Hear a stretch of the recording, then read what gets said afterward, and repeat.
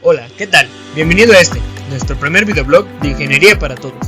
Les habla Brian Olvera, ingeniero en robótica industrial del Instituto Politécnico Nacional y fundador de Ingeniería para Todos. Hemos elegido para este video el tema de los optoacopladores porque nos parece un tema bastante interesante, ya que estos componentes son muy útiles para aplicaciones prácticas. Así que hoy vamos a explicar qué son, cómo funcionan, qué tipos de optoacopladores existen y si te quedas hasta el final hablaremos sobre 4 puntualidades acerca de los optoacopladores que causan mucha confusión entre los estudiantes de ingeniería. Así que sin más demora, comenzamos.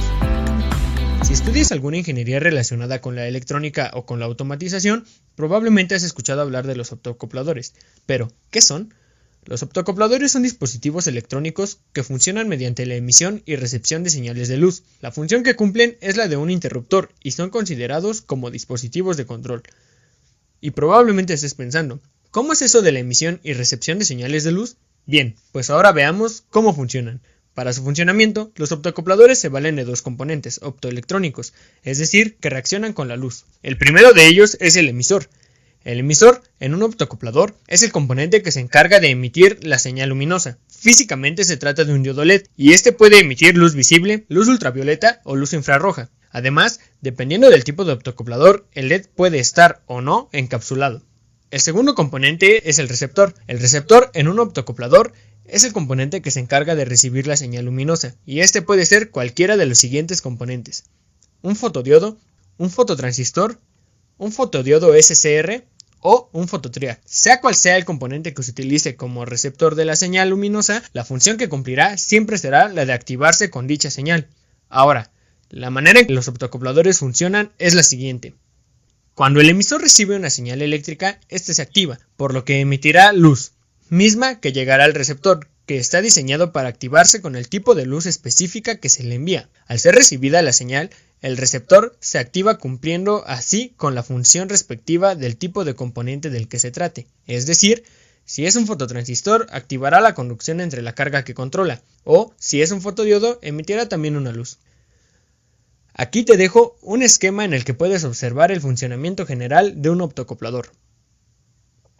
Ahora, ya sabemos la manera general en que funciona un optoacoplador. Hablemos entonces de los tipos de optoacopladores que existen. Existen diferentes tipos de optoacopladores. Estos se clasifican de acuerdo a 3 características principales: el tipo de receptor, los niveles de potencia que manejan y la estructura del optoacoplador. El tipo de luz con que trabajan no se considera como una característica general, pues esta depende de la aplicación que se le vaya a dar al optoacoplador y también de su estructura.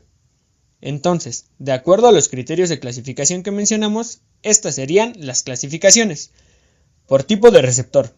Dentro de esta clasificación tenemos optoacoplador con fotodiodo a la salida, optoacoplador con fototransistor a la salida, optoacoplador con fotodiodo SCR a la salida, optoacoplador con fototriac a la salida.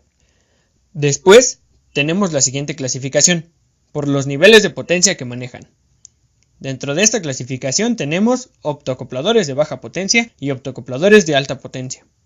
Es importante mencionar que esta característica se determina con base en la ficha técnica de cada componente y depende directamente de los valores de voltaje y corriente que el optoacoplador pueda resistir.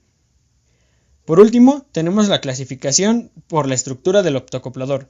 Dentro de esta tenemos optoacopladores encapsulados y optoacopladores de barrera o sensores de barrera.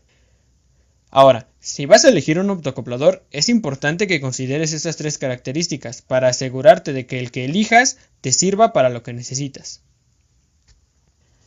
Esa es la información general sobre los optoacopladores, pero ahora, tal como te prometí, hablaremos sobre 4 puntualidades acerca de los optoacopladores.